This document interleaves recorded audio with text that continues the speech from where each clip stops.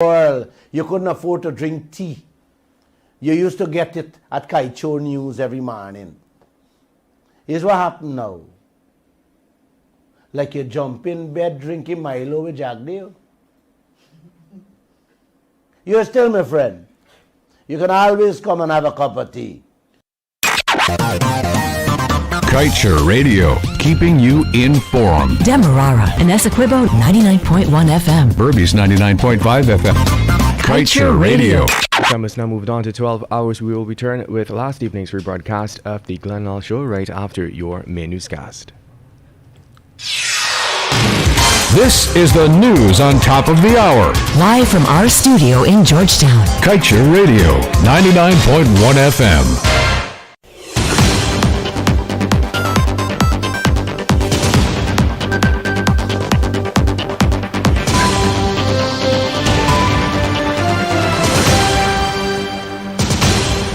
Good day. Thank you for tuning in to Kaieteur Radio. I'm Kevin Smith.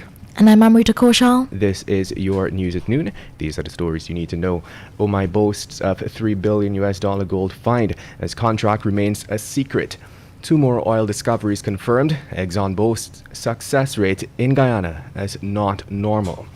Guyana records 788 new COVID-19 cases in one day. President says situation under control. Meanwhile, government to upgrade 32 hinterland bridges to international standard, and Ashini, Nandlal and Bharat to pick members for NRF Investment Committee. Stay tuned.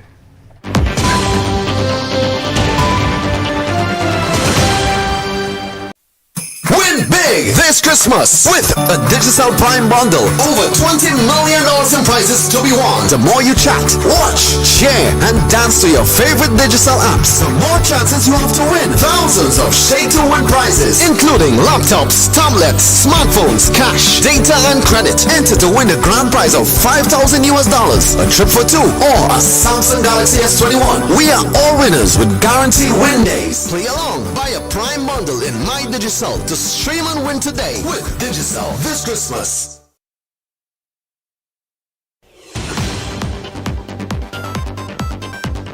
And now for the news in detail.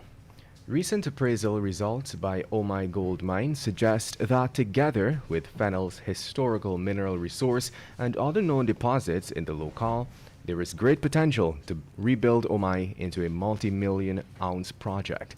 This, according to President and CEO of OMI Gold Mines Guyana Limited, Elaine Ellingham, who on Tuesday last announced a very significant milestone for OMI Gold, a mineral resource of over 1.6 million ounces of gold. The deposit, she said, was found at its Wenat deposit and gives a very solid base from which to expand the property's total potential gold resources.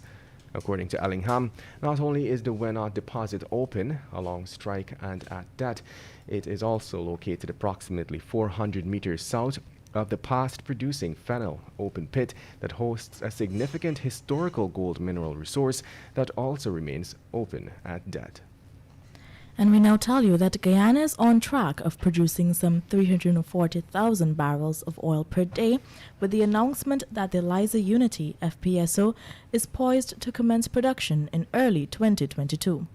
This was announced by Minister of Natural Resources Vikram Bharat as he welcomed the announcement of 2 new oil discoveries made by the ESSO-led consortium. ExxonMobil Guyana President Alastair Routledge, in acknowledging the discoveries, noted that the success rate speaks to the technology the company has. He added that the success rate is not normal, while they remain committed to exploration activities offshore Guyana. And now let's tell you the Guyana Teachers Union said some 65 teachers and 44 students have been tested positive for COVID-19. And as such, it has called on the government to immediately shut down all schools. The union said as well that some 15 schools were forced to close already due to the worsening pandemic here. The government on Monday reopened the schools countrywide and has since hailed the move as critical, given lack of educational engagement among students.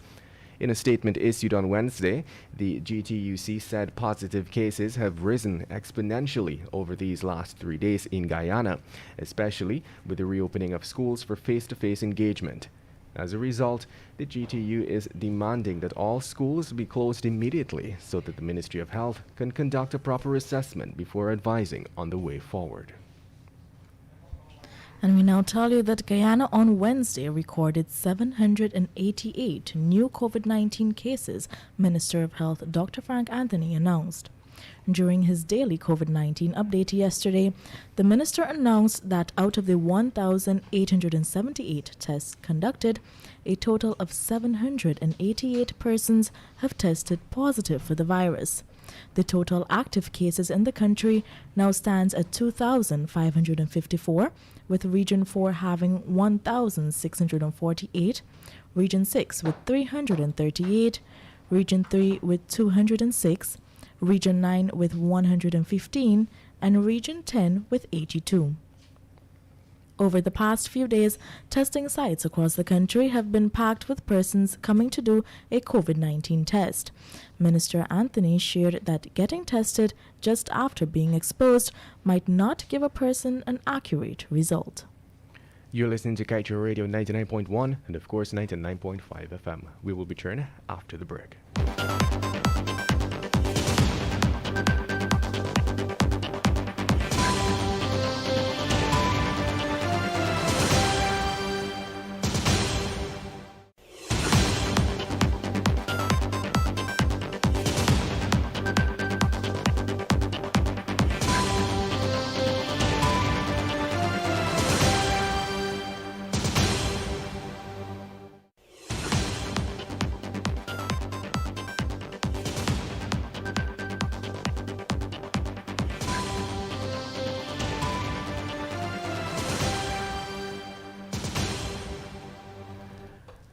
And now let's continue with the news. The PPP government has made provisions for an investment committee to manage the oil account, but 3 individuals of the 7-member body will be selected by the minister with responsibility for finance, Dr. Ashni Singh, Natural Resources Minister Vikram Bharat, and Attorney General Anil Nandlal.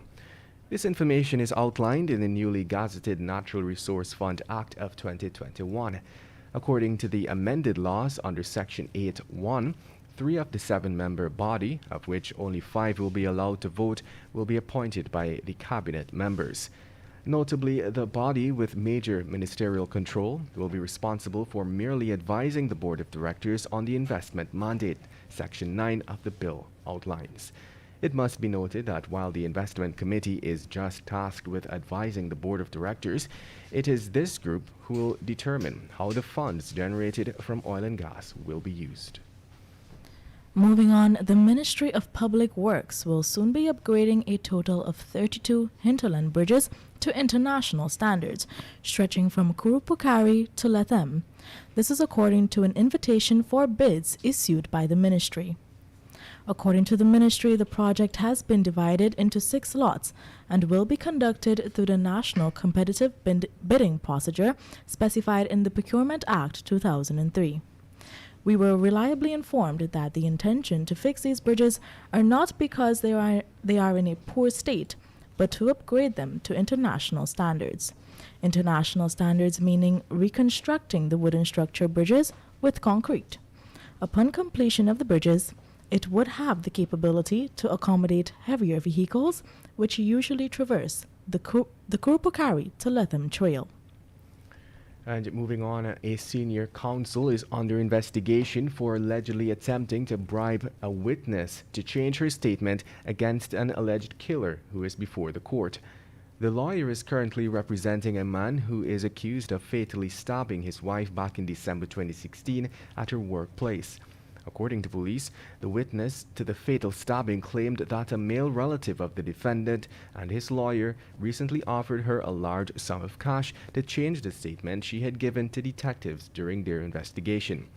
Police have since arrested the male relative and up to press time were in the process of locating the lawyer. The time has now moved on to 12 hours 9.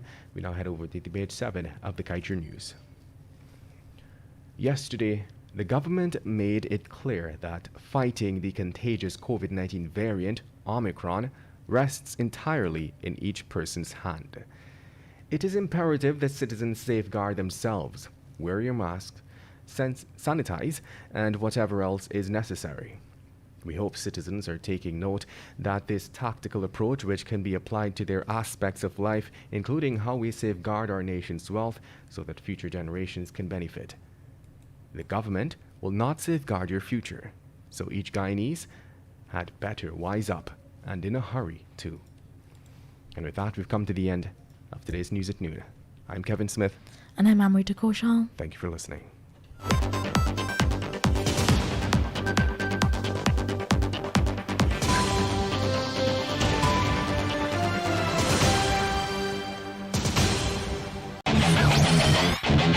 Want value for your advertising dollar? Then place your ads on Kaieteur Radio's newscasts. Streamed live on 6 different mediums, reaching hundreds of thousands. Advertise today